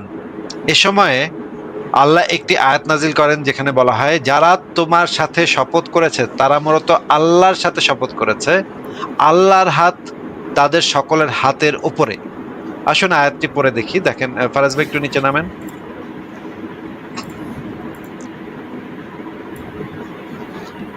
এখানে যে জিনিসটা দেখা যাচ্ছে যে যারা তোমার বায়াত গ্রহণ করে তারা তো আল্লাহরই বায়াত গ্রহণ করে, আল্লাহর হাত তাদের হাতের উপরে। মানে এই যে যখন মোহাম্মদ এই বায়াতুল রিদওয়ান করতেছে সাহাবীদেরকে সবাইকে প্রতিজ্ঞা করাইতেছে যে ওসমান হত্যার প্রতিশোধ না নিয়ে আমরা ফেরত যাব না, মদিনা ফেরত যাব না, এই সময় আল্লাহ তাদের হাতের উপর হাত রেখে প্রতিজ্ঞা করছে, একই প্রতিজ্ঞা বায়াত করছে, আল্লাহরই বায়াত। এটা নবীর বায়াত না, এটা আসলে আল্লাহরই বায়াত ছিল। ফারাজ ভাই একটু নিচে নামেন, তাহলে আমরা একটু দেখি। আর একটু নিচে নামেন। এই আয়াতটা নাজিল হইলো তখন। এরপরে এটা কিন্তু কিছু এটা কোন সূরার কোন আয়াত ভাইয়া? উপরে আয়াত নাম্বারটা আমার দেয়া আছে, আপনি লেখাটা পড়লেই ফারাজ ভাই ওই যে ওয়ানে চিপ দিলে আপনি ইয়াটা দেখতে পাবেন। ওই যে ওয়ানে চিপ দিলে এখানে 48 নম্বর সূরা 10। 48-10 এইখানে এই আয়াতটা দেয়া আছে এবং এটার তাফসীর পড়লে আপনি এই জিনিসটা পাবেন। আপনি নিচে নামেন, দেখেন আমরা এই একজন হুজুরের ওয়াজ আছে, ওয়াজটা আপনি ছাড়তে পারেন, তবে ওয়াজটা অনেক বড়, 7.5 মিনিটের। আপনি ভাই পরে দেখে নিয়েন ওয়াজটা। আচ্ছা ঠিক আছে। আর এই যে এবং আমরা এইটার এই অনুবাদও দেখি। দেখেন, নিশ্চয়ই যারা আপনার কাছে বায়াত করে তারা তো আল্লাহরই হাতে। নিচে নামেন ফারাজ ভাই। এই 3 নম্বরে যেটা বলা আছে যে আরেকটু উপরে ওঠেন ফারাজ ভাই, আরেকটু উপরে ওঠেন। পবিত্র মক্কা নগরীতে ওসমান রাদিয়াল্লাহু আনহুর শহীদ হওয়ার খবর শুনে রাসূলুল্লাহ সাল্লাল্লাহু আলাইহি ওয়াসাল্লাম সাহাবায়ে কিরাম থেকে হুদায়বিয়া নামক, নিচে নামেন ফারাজ ভাই, বায়াত করে আল্লাহর হাত তাদের উপর। এই যে স্থানে গাছের নিচে বায়াত নিয়েছিলেন, সেই বায়াতের প্রতি ইঙ্গিত করা হয়েছে। আহলে সুন্নাত ওয়াল জামাতের আকীদা বিশ্বাস হচ্ছে আল্লাহ তাআলার হাত রয়েছে, যেভাবে তার হাত থাকা উপযোগী ঠিক সেভাবেই তার হাত রয়েছে। এই হাতকে কোনো প্রকার অপব্যাখ্যা করা অবৈধ। সুতরাং আমরা বিশ্বাস করব যে আল্লাহ তাআলার হাত রয়েছে। আল্লাহ বলেন যারা রাসূলুল্লাহ সাল্লাল্লাহু আলাইহি ওয়াসাল্লামের হাতে বায়াত করেছে তারা যেন স্বয়ং আল্লাহর হাতেই বায়াত করেছে, কারণ এই বায়াতের উদ্দেশ্য আল্লাহর আদেশ পালন করা এবং সন্তুষ্ট। তেমনি ভাবে রাসূলের হাতে বায়াত হওয়া আল্লাহর হাতে বায়াত হওয়ারই নামান্তর। কাজী তারা যখন রাসূলের হাতে হাত রেখে বায়াত করলো তখন যেন আল্লাহরই হাতেই বায়াত করলো। রাসূলের মাধ্যমে প্রকৃতপক্ষে আল্লাহর সাথে বায়াত অনুষ্ঠিত হচ্ছিল। আল্লাহ তখন সবার বায়াত নিতেছে। হ্যাঁ ফারাজ ভাই। রাসূলুল্লাহর হাতে বায়াত করা যদি আল্লাহরই হাতে বায়াত করার নামান্তর হয়, তবে রাসূলুল্লাহ সাল্লাল্লাহু আলাইহি সাল্লামের সাথে সুহবত করা মানে কি আল্লাহর সাথে সুহবত করার নামান্তর হবে? তাহলে তো মারিয়া কিবতিয়ার সাথে তো আল্লাহ পাক করেছে। আচ্ছা, রাসূলুল্লাহ সাল্লাল্লাহু আলাইহি ওয়াসাল্লামের মানে সামনের পাঁজর, সামনের মারির 2 দাঁত ফালাই দিলে কি আল্লাহর মারির 2 হাত ফালাই দেওয়া হবে ভাই? মানে 2টা দাঁত ফালাই দেওয়া হবে? এটাই তো বোঝা যাচ্ছে। আচ্ছা, এইটার আরেকটু নিচে নামেন তাহলে দেখি এরপরে কি আছে। এর পরবর্তীতে যেটা জানা গেল তাফসীরে মাঝারি থেকে আপনি পড়তে পারেন। এখানে যে জিনিসটা বলা আছে যে তারা প্রকৃত অর্থে বায়াত করেছে আল্লাহরই হাতে। যারা তোমার হাতে বায়াত গ্রহণ করে হে রাসূল, যারা আপনার কাছে এই মর্মে জিহাদের অঙ্গীকার করে যে তারা কোনো ক্রমেই জিহাদের ময়দান থেকে পশ্চাৎপসরণ করবে না, তারা আল্লাহর হাতে বায়াত গ্রহণ করে। রাসূলুল্লাহর হাতে বায়াত হওয়া যখন এখানে আল্লাহর অনুরূপবিহীন হাতে বায়াত হওয়ার সাব্যস্ত করা হয়েছে, তখন আল্লাহর হাত তাদের উপরে ছিল। এখানে দেখেন আল্লাহর অনুরূপবিহীন হাত তাদের হাতের উপরে ছিল। আমি বলি হযরত ইবনে আব্বাসের বক্তব্যের উদ্দেশ্য হচ্ছে আল্লাহ তখন, নিচে নামেন ফারাজ ভাই, তাদের হাতের উপরে, এই যে দেখেন এখানে পরিষ্কার ভাবে বলা হচ্ছে যে আল্লাহ পাক যেন তাদের হাতের উপরে হাত রেখে আল্লাহ শপথ নিছে যে ওসমান হত্যার প্রতিশোধ না নিয়ে যাবে না। আচ্ছা নিচে নামেন ফারাজ ভাই, আরেকটু নিচে নামেন, আরেকটু নিচে নামলে আমরা দেখতে পাবো তখন তিনি আরেকটু উপরে, একটু বেশি বেশি উপরে হয়ে গেছে। হ্যাঁ, হযরত ওসমান যাত্রা শুরু করলেন। আহ, এই যে এখানে দেখেন হযরত ওসমানকে ডেকে বললেন তুমি যাও গিয়ে ওদেরকে বুঝিয়ে বলো আমরা যুদ্ধ করতে আসিনি। হযরত ওসমান যথারীতি যাত্রা শুরু করলেন। এবার নিচে নামেন ফারাজ ভাই।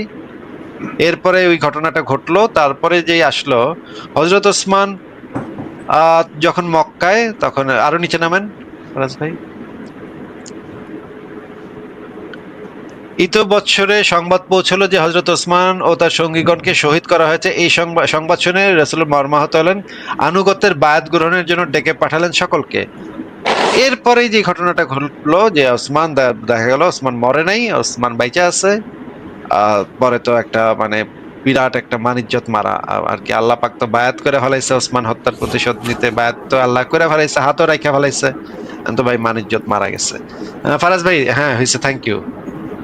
না তো তাইলে এটা কভার আপ করলো কিভাবে, বা বর্তমানে কভার আপ করে কিভাবে, ইন দ্য সেন্স যে আপনি যে বলছেন একটা যে হাদিস ছিল যে কেয়ামত কবে হবে, এখন কেয়ামতের তো অর্থই চেঞ্জ হয়ে গেল, কেয়ামত নাকি ইন্ডিভিজুয়াল ডেথ হয়ে গেল। তো এইটার ইয়া করে কিভাবে কভার আপটা কিভাবে হচ্ছে?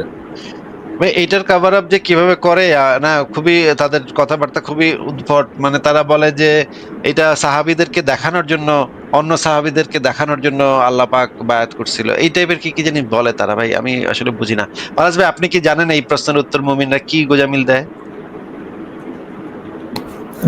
না ভাই, কিন্তু আমি ভাবতেছি রাসূলুল্লাহ সাল্লাল্লাহু আলাইহি ওয়াসাল্লাম যখন তার যৌনদাসীর ব্রেস্টের উপর হাত রাখতেন তখন কি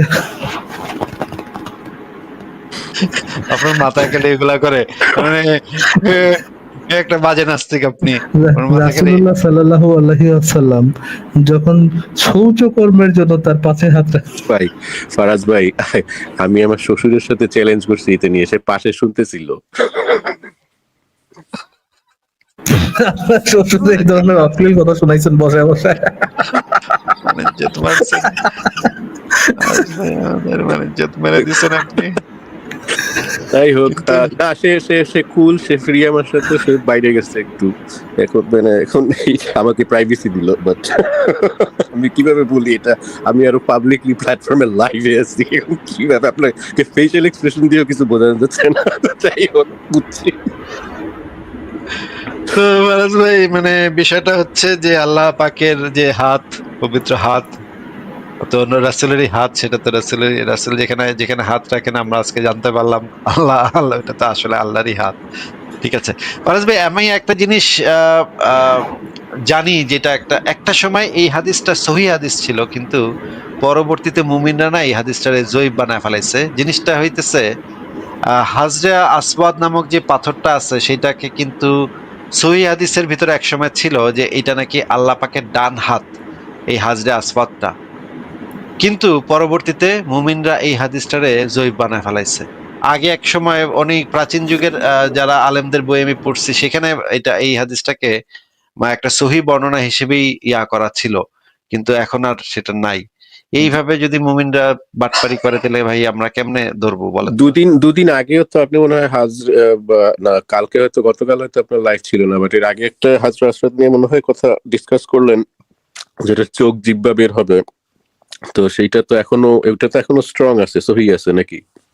হ্যাঁ ওইটা সহিহ আছে এখনো। হ্যাঁ আচ্ছা আচ্ছা, ঠিক আছে। কবে যেন আবার এটারও করে ফেলে এরা মুমিনরা। না মানে এখন তো করতে হবে তো, আই মিন জিউস ইনভ্যালিড হয়ে গেছে, ওডিন ইনভ্যালিড হয়ে গেছে, এখন তো আল্লাহ .2 আপডেট করা লাগবে, তো আমাদের ডাউনলোড করতে হবে তো। ঠিক আছে তাহলে ডেসিলাভ ভাই, আপনাকে তাহলে আজকে আমরা বিদায় জানাই। থ্যাংক ইউ যুক্ত করার জন্য, হয়তো আবার পরে কথা হবে। না আমার কয়েকটা প্রশ্ন ছিল, যেমন একটা হচ্ছে যে তাকদির আর ফ্রি উইল, এই যে এই দুইটা কি পাশাপাশি, মানে এই যে আমাদের এই জগতে থাকতে পারে না, দুইটার যে কোনো একটা থাকতে পারে? আর তারপরে দুইটা একসাথে থাকতে পারে না, ফ্রি উইল থাকলে তাকদীর থাকতে পারে না। ফ্রি মানে হচ্ছে কি আপনি কোনো একটা কাজ করা বিষয়ে ফ্রি, তাই না? এখন এখানে যদি সামান্যতম আমার প্রভাব থাকে, আমার যদি কোনো একটা অ্যাকশন থাকে এই কাজের পেছনে, আপনি কি করতেছেন আর না করতেছেন সেটার পেছনে যদি আমার সামান্যতম অ্যাকশনও থাকে, তাহলে আর আপনি ফ্রি হইলেন না, ফ্রি উইল তাইলে হইল না আপনার।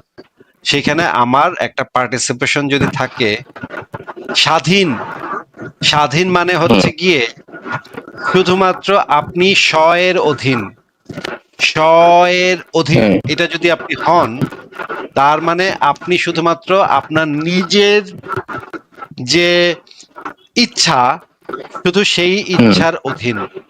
কিন্তু এটার পেছনে যদি ঈশ্বর বা আল্লাহর যদি সামান্যতম কোনো পার্টিসিপেশনও থাকে, আপনার ইচ্ছা করা না করা বিষয়ে যদি আল্লাহর সামান্য পার্টিসিপেশনও থাকে, তাহলে আর আপনি স্বাধীন না, তাহলে আপনি হচ্ছেন গিয়ে আহ শুধুমাত্র স্ব-এর অধীন। এই শব্দটা দ্বারা আপনাকে আর তখন ডিফাইন করা যাবে না, তখন আপনাকে অন্য শব্দ দ্বারা ডিফাইন করতে হবে।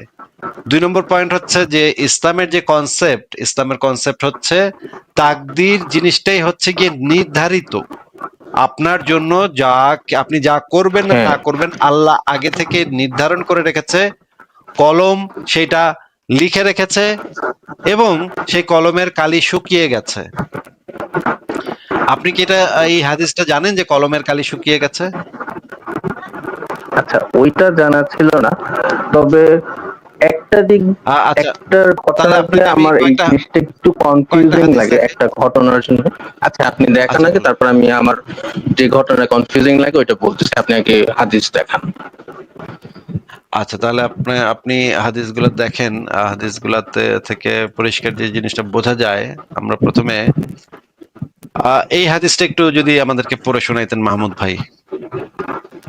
জি, যে আব্দুল্লাহ ইবনে উমর রাদিয়াল্লাহু হতে বর্ণিত আছে, তিনি বলেন, উমর রাদিয়াল্লাহু প্রশ্ন করেন, হে আল্লাহর রাসূল সাল্লাল্লাহু আমলের ক্ষেত্রে আপনার অভিমত কি? আমরা যেসব কাজ করি তা কি নতুন ভাবে ঘটলো না আগে থেকেই নির্ধারিত হয়ে আছে? তিনি বললেন, হে খাত্তাবের পুত্র, তা আগে থেকেই নির্ধারিত হয়ে আছে। আর সকলের করণীয় আচ্ছা, এখানে বিষয়। নির্ধারিত, নির্ধারিত শব্দটার মানে যদি আমাদেরকে একটু এক্সপ্লেইন করে আগাইতেন ভাই। হ্যাঁ, হ্যাঁ, নির্ধারিত শব্দের মানে হচ্ছে যে কালকে সকালে যেমন এই বাসায় যেমন ধরেন যে ডিম পচাবেই, এরকম একটা ব্যাপার ছিল। যাই হোক না কেন, যত কিছুই ঘটে যাক, কালকে সকালে বাসায় ব্রেকফাস্ট হিসেবে ডিম পচাবে, এরকমই একটা ব্যাপার। মানে ইটস ডেস্টিনড, প্রিডেস্টিনড, এরকম একটা, মানে এটার কোনো ব্যত্যয় আর ঘটতেছে না। আচ্ছা, তাহলে হাদিসটা পরে আপনি যেটা বুঝলেন সেটা আমাদেরকে একটু পড়েন, পরে আমাদেরকে একটু বুঝাই দেন। হ্যাঁ, আর সকলের করণীয় বিষয় সহজ করে রাখা হয়েছে। আচ্ছা, যারা সৌভাগ্যবানদের অন্তর্ভুক্ত তারা অবশ্যই সওয়াবের কাজ সম্পাদন করে, আর যারা দুর্ভাগ্যবানদের অন্তর্ভুক্ত তারা দুর্ভাগ্যজনক কাজই সম্পাদন করে থাকে। মানে হচ্ছে এটার মানে হচ্ছে যে যেসব কাজ, মানে যে ভালো কাজ, সওয়াবের কাজ করবে সে ওইটা আগের থেকে নির্ধারিত, আর যে পাপের কাজ করবে ওইটাও আগে আগের থেকে থেকে নির্ধারিত। আচ্ছা, ঠিক আছে, এবার আপনি তাহলে এই হাদিসটা আমাদেরকে একটু পড়ে শোনান, এখানে কি বলা আছে। আচ্ছা, এত বড়টা, আচ্ছা ঠিক আছে। মুসলিম ইবনু ইয়াসার আল জুহানি সূত্রে বর্ণিত, একদা উমর ইবনুল খাত্তাবকে আয়াত সম্পর্কে প্রশ্ন করা হলো, যখন তোমার রব আদম সন্তানের পিঠ থেকে তাদের সমস্ত সন্তানদের বের করলেন, সূরা আল আরাফ 172। বর্ণনাকারী বলেন, আল কানবী এই আয়াত পড়েছিলেন। উমর রাদিয়াল্লাহু বলেন, আমি এই সম্পর্কে রাসূলুল্লাহ সাল্লাল্লাহু আলাইহি ওয়াসাল্লামের কাছে প্রশ্ন করতে শুনেছি। হ্যাঁ, সিও ডান হাতে তার। আচ্ছা, এই হাদিসটা আমি আপনার এখান থেকেই দেখছি যে একটা ডান হাতে যেটা তারা জান্নাতে যাবে, আর বাম বাম পিঠ বা এরকম কিছু একটা ব্যাপার, যারা বাম মানে জাহান্নামবাসীর কাজ করবে। হ্যাঁ, হ্যাঁ, বাম পিঠের, এটা আগে দেখছি। আচ্ছা তাহলে তো এই হাদিসটা আমার যদি একটু বুঝা বলতেন এখানে কি বলা হচ্ছে। মানে ডান দিকে যারা কাজ বের হচ্ছে তারা ওই জান্নাতের জন্য বের হচ্ছে, আর বাম দিকে বের হচ্ছে মানে মানে এটা আগের থেকেই ব্যাপারটা, মানে ওই ডান দিকে যারা বের এবং হবে আল্লাহ তারা জান্নাতেই যাবে, আল্লাহ পাক এবং কি বাম দিকে শুধুমাত্র শুধুমাত্র জানে নাকি আল্লাহ পাক অ্যাকশনে পার্টিসিপেশন করে? কোনো একটা বান্দার মনে করেন কাজ, কোনো একটা কর্ম, মনে করেন সে নামাজ পড়তেছে, রোজা রাখতেছে, এই কাজটা তাকে সে যে করতেছে এটা কি সে করতেছে এটার জন্য মানে সে কি স্বাধীনভাবে নিজে করতেছে নাকি আল্লাহ তাকে দিয়ে করায় নিচ্ছে এই কাজটা? এই দুইটার ব্যাখ্যা অনুযায়ী মানে আল্লাহ তাকে ওই কি বলে ইনফ্লুয়েন্স করেই রাখছে ওইভাবে, যে সে নামাজ পড়বে, রোজা রাখবে, বা যা যা করার, এই ধরনের কাজ যা যা করার, সবের কাজ যা যা করার ওইভাবেই করে রাখছে, মানে আচ্ছা, আর ওই যে যে জাহান্নামের প্রোগ্রামিংটা ওইরকম, যে ওইরকম জাহান্নামের প্রোগ্রাম। এবং আল্লাহর ওই প্রোগ্রামিং এ তো কোনো ভুল হওয়ার কোনো সম্ভাবনা নেই। মানে মনে করেন আমি কি আল্লাহর মানে আল্লাহ মনে করেন আমার জন্য একটা জিনিস নির্ধারণ করে রাখছে, আমি কি তার থেকে উল্টাই দিতে পারবো? এটা আমার কাজের মাধ্যমে কি সেটা উল্টাই দিতে পারবো? মনে হয় না। আমি ওই ব্যাপারটা নিয়ে একটু বলতে চাচ্ছি, যে ওই যে মিরাজের ব্যাপারটা, যে মিরাজের ওইখানে একটা যে অংশ আছে, যে প্রথমবার ওই যে 50 ওয়াক্ত নামাজ নির্ধারণ করা হয়, তারপরে আবার নিচের স্তরে এসে মুসার সঙ্গে নবী পরামর্শ করে, তখন মুসা তাকে আবার একটু বোঝায় যে 50 ওয়াক্ত সম্ভব না, এবং বা আবার নেগোশিয়েট করে আগু পিছু, ওই যে বারবার নেগোশিয়েট হতে থাকে না, তারপর ওখান থেকে তো আস্তে আস্তে 5 ওয়াক্ত আসে, এরকম তো একটা ব্যাপার আছে। হ্যাঁ, তো এইখানে আমার এখান থেকেই কনফিউজিং লাগলো, যে তাকদীর যদি ফ্রি উইল যদি থাকতো, মানে আসলে যদি ফ্রি উইল থাকতো, তো এখানে 50 ওয়াক্ত মানে 5 ওয়াক্ত যে যাবেই, কারণ 50 ওয়াক্ত নামাজ পড়া তো আসলে কোনোভাবেই সম্ভব না, মানে নামাজটা আমরা প্রতি আধা ঘন্টা একবার নামাজ পড়তে হতো, তাই না? 24 ঘন্টায় ওইরকমই হয়তো, যে 24 বা ঘন্টায় তো একদিন, তাইলে তো 50 কে 25 দিয়ে ভাগ করলে তো মানে 50 কে যদি আমরা 25 দিয়ে ভাগ করি তাহলে 2 হয়, প্রতি ঘন্টায় 2 বার। 25 ঘন্টা যদি হইতো তাহলে প্রতি ঘন্টায় 2 বার পড়তে হইতো। আর যদি 24 হয় তাহলে তো এই যে প্রায় 2 বার 28 মিনিটে প্রতি আধা ঘন্টা একবার করে নামাজ পড়তে হইতো, তাই না? হ্যাঁ, বা আমরা যেমন নামাজের সময় যতদূর গেছি মোটামুটি, মানে মোটামুটি ধীর স্থির ভাবে নামাজ পড়লে 5 ওয়াক্ত নামাজে 1 ঘন্টার বেশি সময় যায়। সো 50 ওয়াক্তে 10 ঘন্টার বেশি সময় যেতেই পারতো। আর কৃষি ভিত্তিক সমাজে যদি 10 ওয়াক্ত না, সরি 10 ঘন্টা যদি নামাজ হয়, তাহলে সে ঘুমাবে কখন? তার কৃষিকাজ বা অন্যান্য ওই সময়ের তো শারীরিক পরিশ্রম বেশি ছিল মানুষের, মানে মানে আপনি বলতে চাচ্ছেন আল্লাহ একটা সম্ভব। বেকুব, আল্লাহ একটা বেকুব ছিল যেই কারণে এই রকমের একটা উদ্ভট কথা বলছে। এইখানেই হচ্ছে ব্যাপারটা, আল্লাহ তো মানে সর্বজ্ঞানী, উনি বলে দিয়েছেন উনি সর্বজ্ঞানী, এটা হ্যাঁ। ওনার একটা বেসিক, মানে কি বেসিক গুণ। তাহলে উনি জানতেন যে 50 ওয়াক্ত নামাজ পড়া সম্ভব হচ্ছে না, তারপরও তিনি আবার ওইটা মানে তাকে করতে বলতেছেন, এবং তিনি আবার ফ্রি উইলের নিজের সিদ্ধান্ত নিজে চেঞ্জ করতেছে, তাই না?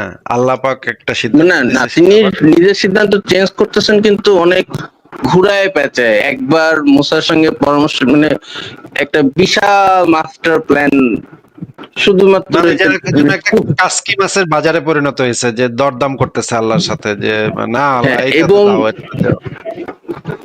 এবং মুসা এবং মোহাম্মদ, এই দুইজনের চরিত্র যদি আমরা একটু বিশ্লেষণ করি, মানে এখানে কিন্তু এই দুইজন যে এই যে নেগোসিয়েশনটা আসলে করে আসবে, আবার করে এটা আসলে কিন্তু আমার কাছে এটা ঠিক মনে হয় যে মুসা অত্যন্ত রাগী মানুষ, আবার মোহাম্মদ আল্লাহর অন্য অনেক ধরনের ওই যে আদেশের ক্ষেত্রে সে কিন্তু দ্বিমত করে নাই।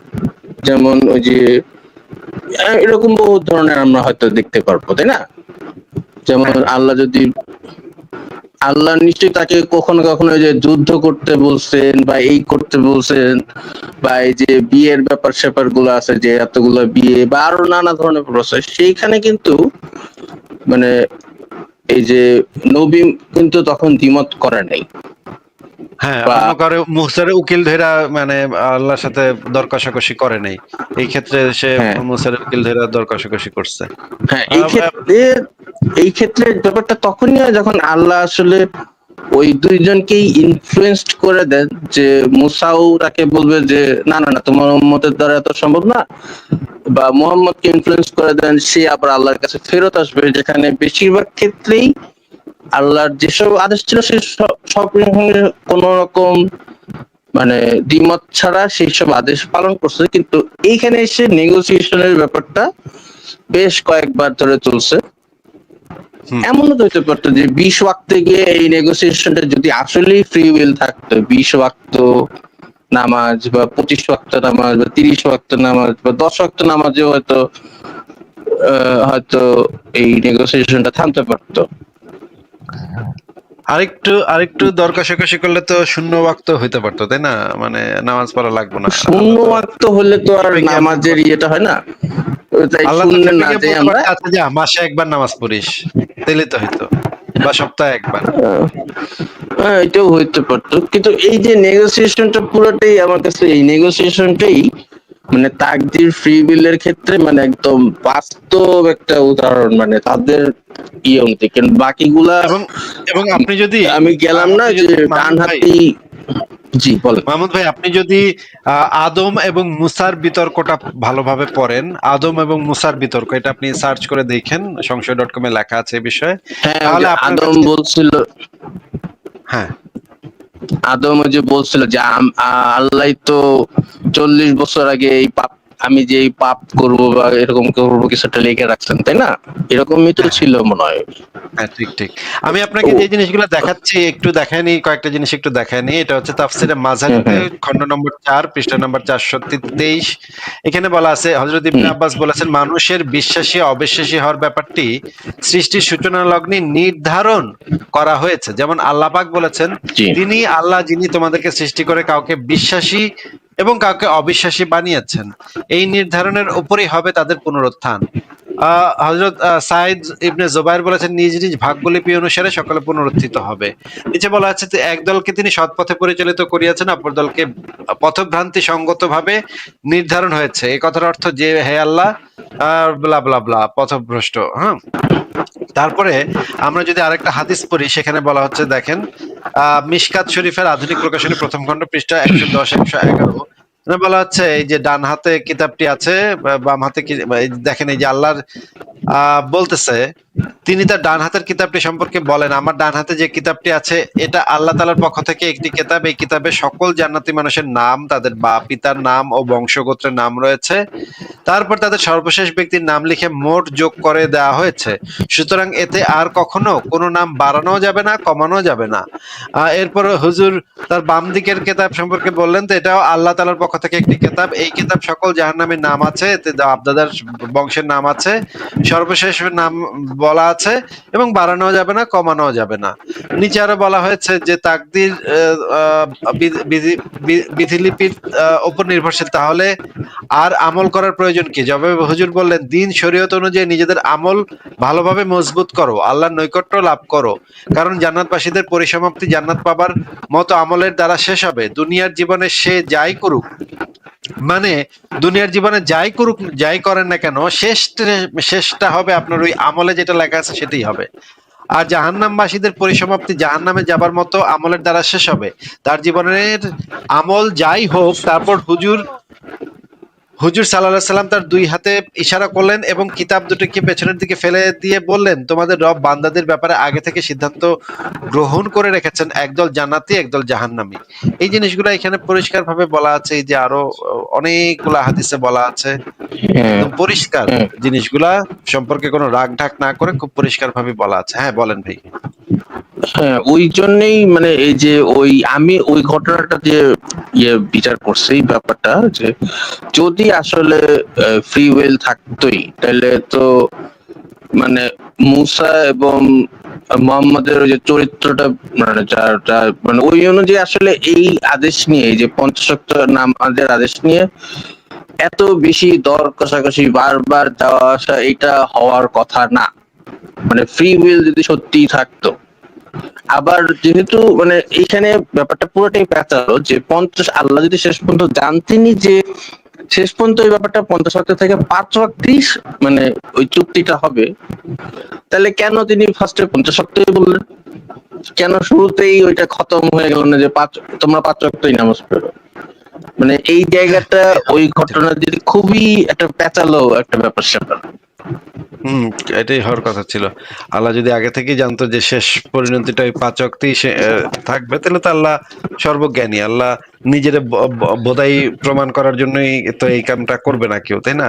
আমি যদি জানি যে আলটিমেটলি ওইটাই হবে, তাহলে তো আমি ওইটাই বলবো প্রথমে যে আচ্ছা যা ওইটাই করে দিলাম, যা তোরে ওইটাই আইন। কেন এই শুধু এই নেগোসিয়েশনের কোনো দরকার ছিল না? এই নেগোসিয়েশন হওয়া মানে এটা কোনো প্রভাব ফেলতেছে? এই নেগোসিয়েশন হওয়া না হওয়াটা কোথাও এই কোনো বিষয়ে ধরনের এই বিষয়ে যে ইসলামিস্টদের যে একটা মানে গোঁজামিল আছে, তারা বলতে চায় যে মুসা কত বড় মানে ছিল, নবী ছিল, এটা বোঝানোর জন্য আল্লাহ পাক ইচ্ছা করে এই কাজটা নাকি মুসারে দেয়া করাইছে।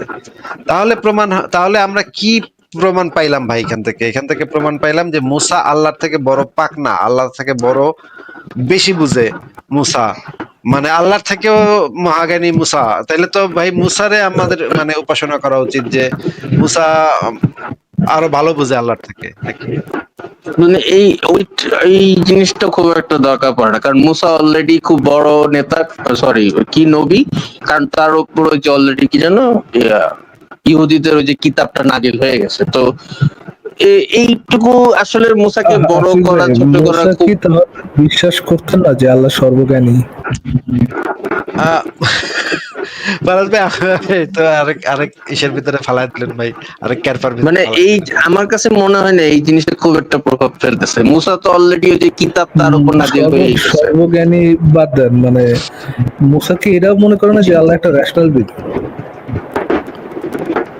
এই যে যে তার উম্মতরা যেটা করতে পারবে না, এই জ্ঞানটা যে মুসার হইছে এটা আল্লাহর হয় নাই, এটা কি মুসা মানে প্রকাশ করতে চাচ্ছিলেন? ওই রকমই দেখাচ্ছে যে, কিংবা আল্লাহ বেশি চাপা দিতেছিলেন, বেশি কি জানি আমি, মানে এই তাহলে জায়গাটা কি খুবই মুসা সর্ট পেঁচালো। অফ কাফের? এই জায়গাটা তাহলে খুবই মুসা পেঁচালো কাফের লাগছে ছিল? আমার কাছে যে হতে পারে। আর মুসা অনেক রাগী মানুষ ছিল, এটা আমি শুনছি। আল্লাহর জ্ঞান সম্পর্কে মুসা নির্ঘাত কাফের, কারণ আল্লাহ মুসা এই বিষয়ে নিশ্চিত ছিল আল্লাহ একটা বলদ, আল্লাহ বুঝে না। বিচক্ষণতা আমরা জ্ঞানের দিক দিয়ে না যে হ্যাঁ, যে ফারাজ ভাই, আমি আল্লাহর আপনাকে একটা জিনিস দেখাতে চাই। ফারাজ ভাই, আমি আপনাকে একটা জিনিস দেখাতে চাই, এই জিনিসটা একটু দেখেন ফারাজ ভাই। এটা এখনো পোস্ট করি নাই, এটা এখনো ইসের ভিতরে আছে, লেখার মানে ইসের ভিতরে আছে, লিখতেছি, শেষ করতেছি। দেখেন, সহিহ মুসলিম হাদিস নাম্বার হচ্ছে 4532। সেখানে দেখেন খন্দকের যুদ্ধের সময়ের ঘটনা। এই খন্দকের যুদ্ধের সময় রাসূলুল্লাহ সাল্লাল্লাহু আলাইহি ওয়াসাল্লামের সাথে ছিলাম। সে রাতে প্রচন্ড বায়ু ও তীব্র শীত আমাদের কাবু করে ফেলেছিল। হ্যাঁ, পরে এই যুদ্ধে কিন্তু মুহাম্মদের দাঁত হারাইছিল, ঠিক আছে? এখন রাসূলুল্লাহ সাল্লাল্লাহু আলাইহি ওয়াসাল্লাম এই সাহাবীদের মধ্যে কিন্তু প্রখ্যাত সাহাবীরা সব মুহাম্মদের সাথে আছে। ফারাজ ভাই, এটা কিন্তু খেয়াল রাখেন। রাসূলুল্লাহ সাল্লাল্লাহু আলাইহি ওয়াসাল্লাম ঘোষণা করলেন, ওহে, এমন কেউ আছে যে কি যে আমার শত্রুর খবর এনে দিবে? আল্লাহ তাআলা তাকে কিয়ামতের দিন আমার সঙ্গে মর্যাদার আসনে বসাবেন, মানে একেবারে আল্লাহর রাসূলের পাশে বসাবে, একেবারে পাশাপাশি চেয়ারে ওই কিয়ামতের দিন। মুহাম্মদ একেবারে বাম্পার অফার দিয়ে দিচ্ছে ওই দিন। হ্যাঁ, যে আসো, যে আমার শত্রুর খবর এনে দিবে তারে আল্লাহ পাক কিয়ামতের দিন আমার পাশে একেবারে বসাবে। আমরা তখন চুপ করে রইলাম এবং আমাদের মধ্যে কেউ তার আহ্বানে সাড়া দেয়নি। তিনি আবার বললেন, মুহাম্মদ আবার বললেন, ওহে, এমন কোন ব্যক্তি আছে কি যে আমার শত্রুপক্ষের খবর এনে দেবে? আল্লাহ তাআলা তাকে কিয়ামতের দিন আমার সঙ্গে রাখবেন। এবারও আমরা চুপ রইলাম আর আমাদের মধ্যে কেউ তার আহ্বানে সাড়া দেয়নি। তিনি আবার ঘোষণা করলেন, ওহে, এমন কেউ আছে কি যে আমাকে শত্রুপক্ষের খবর এনে দিবে? আল্লাহ তাআলা কিয়ামতের দিনে তাকে আমার সঙ্গে রাখবেন। এবারও আমরা চুপ করে রইলাম এবং আমাদের কেউ তার আহ্বানে সাড়া দেয়নি। এরপরে যেটা হইল, তিনি বলে উঠলেন, হে হুজাইফা, ওঠো। তুমি দেখেন কেউ উঠতেছে না ভাই, কোন বদমাইশ, কোন মানে বান্দর সাহাবীরা, নবী একটা কথা কইতেছে, এত সুন্দর বাম্পার অফার দিল, কিন্তু কেউ উঠে না, ভাই সবাই ভয়ে রয়েছে। এক্সেলেন্ট, এক্সেলেন্ট ভাই। আপনি সাহাবীদের নিয়ে এরকম বাজে কথা বলা তো উচিত না আসিফ ভাই, এটা তো স্বাধীনতার খেলাফ। হয়তো বা সাহাবীরা বসে বসে ভাবছিলেন, গান্ডু তোর কাছে যদি আল্লাহ ওহি পাঠায়, তুই আল্লাহরে জিজ্ঞেস করছ না কি জন্য? উম, শত্রুপক্ষের খবর তুই জিব্রাইলের থাকেন না বেটা, তুই এত রাত আল্লাহ আছে জিব্রাইল আছে, তুই আমাকে জীবন হুমকির ভিতরে ফালাস কেন? হ্যাঁ ফালাস ভাই, আপনার পয়েন্ট ভালো, কিন্তু দেখেন দেখেন হুজাইফাকে বললেন ওঠো এবং তুমি শত্রুদের খবর হাতে আমাদেরকে এনে দাও। রাসূলুল্লাহ সাল্লাল্লাহু আলাইহি ওয়াসাল্লাম যখন এবার আমার নাম ধরে ডাক দিলেন, তাই ওঠা ছাড়া আমার আর কোনো উপায় ছিল না। দেখেন বেচারা কিন্তু উঠতে চায় নাই ভাই, ফরাজ ভাই, হুযায়ফা কিন্তু উঠতে চায় নাই, কিন্তু নাম ধরে ডাকতেছে। কি কি একটা ভেজালের ভিতরে পড়লাম, এখন তো নাম ধরে ডেকে ফেলাইছে, এখন তো উঠতেই হচ্ছে। এখন হুযায়ফা উঠলো। তাহলে ফারাজ ভাই, এখান থেকে আমরা কি বুঝলাম? যে সাহাবীরা কি তাকদিরে বিশ্বাস করতো না? নবী করিম সাল্লাল্লাহু আলাইহি সাল্লামকে বিশ্বাস করতো না? আহ এগুলো কি ভাই? তাদের কি জান্নাতের কোনো ইয়া ছিল না? এগুলো কি ভাই? ভাই আমার মনে হয় তো বিশ্বাস করতেন, কিন্তু ভাবতেছিল যে যে তোর গান্ডু তোর কাছে আল্লাহ ওহি পাঠায়, তুই আল্লাহ জিজ্ঞেস না করে আমারও জিজ্ঞেস করছিস কি জন্য? তুই তো আল্লাহরে জিজ্ঞেস করতাস। ঠিক আছে ফারাজ ভাই, আমার টাইম আজকে শেষ হয়ে গেছে, তারা আমি আজকে বিদায় নিই। তারা হয়তো ভয় পাইতো, এটা এরকম হইতে পারে, ওইখানে গুড নাইট শত্রু শিবিরে ফারাজ ভাই, যাইতে। গুড নাইট, আমি বিদায় নিলাম। গুড নাইট আছে ভাই। জি ভাই বলো। আচ্ছা, তারপরে আরেকটা ছিল, কি যেন, আরেকটা ব্যাপার হচ্ছে যে এই যে বিভিন্ন জায়গায় আল্লাহ বলছেন যে আমি রিজিক দাতা, আমি পালন কর্তা, আমি ছাড়া গাছের পাতাও নড়ে না, ইত্যাদি ইত্যাদি, ঠিক আছে, তাই না?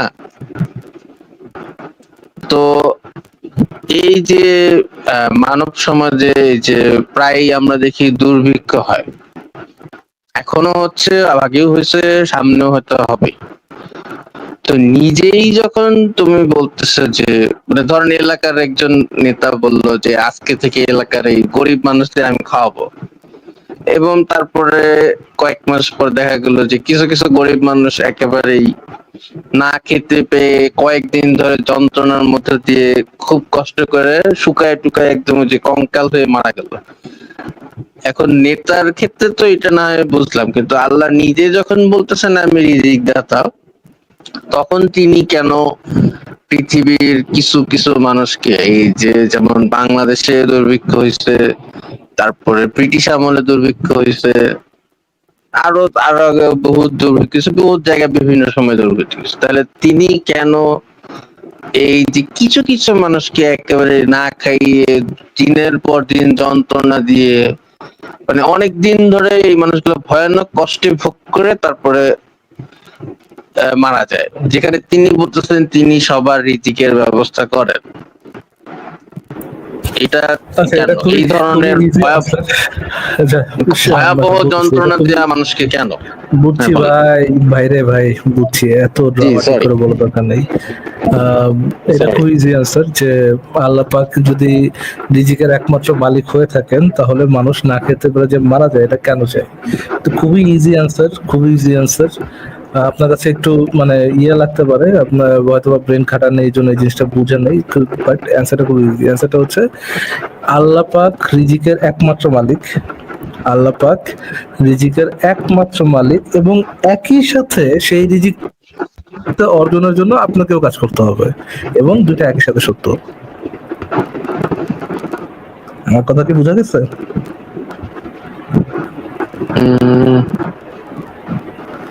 বুঝলাম, আমি কি আবার মানে repeat করবো? আমাকেও কাজ, না না বুঝতে পারছি, ঠিক আছে, বাট বোঝেন মানে নাই, কিন্তু বোঝেন নাই। আবার শুনেন, বোঝেন নাই, আবার শুনেন, ফোকাস দিয়ে আচ্ছা, শুনেন। বলেন। রিজিকের একমাত্র মালিক কি মালিক ভাই? একমাত্র মালিক আল্লাহ, একমাত্র মালিক আল্লাহ। এবং সেই রিজিকটা অর্জনের জন্য মানুষকেও কাজ করতে হবে। মানে মানুষকে খেটে খেতে হবে এরকম কিছু, খেটে খেতে হবে, কাজ করতে হবে, যেহেতু ওইটাই তো আর কি। হ্যালো, বাইরে রিজিকের একমাত্র মালিক যদি আল্লাহ হয়, কেউ যদি বলে এরপরে নিজেরা কাজ করতে, অন্য কোনো মানুষের কাজ করতে হবে, কাজ করে অর্জন করতে হবে, এটা কি একমাত্র মালিক হইলো, নাকি মালিকানার মধ্যে আর একটা মালিকানা অ্যাড হইলো? আচ্ছা, মিডল ম্যান আছে। ওইটাই তো বলতেছে যে এইটাও তো একটা মানে কেমন হইলো। কিংবা যেহেতু তিনি বলেন যে মৃত্যু আগেই কিভাবে হবে লিখে রাখছেন, জন্ম যেমন লিখে রাখছেন, মৃত্যু আগে লিখে রাখছেন, তার মানে কিন্তু বহু আগেই মৃত্যু লিখে রাখছেন যে এরা এইভাবে মারা যাবে, ধুকে ধুকে নাকে দেবে। মানে ওইটাই, মানে ইট ডাজন্ট মেক সেন্স যে বলতেছো আমি রিজিক দিব, আবার বলতেছো যে ইট ডাজন্ট মেক সেন্স। আচ্ছা ঠিক আছে মাহমুদ ভাই, থ্যাংক ইউ অন্তত আমার থাকার কাছে। জন্য। দেখে আমরা জি, আমরা তাহলে নেক্সট কাজ করছি। আচ্ছা ঠিক আছে।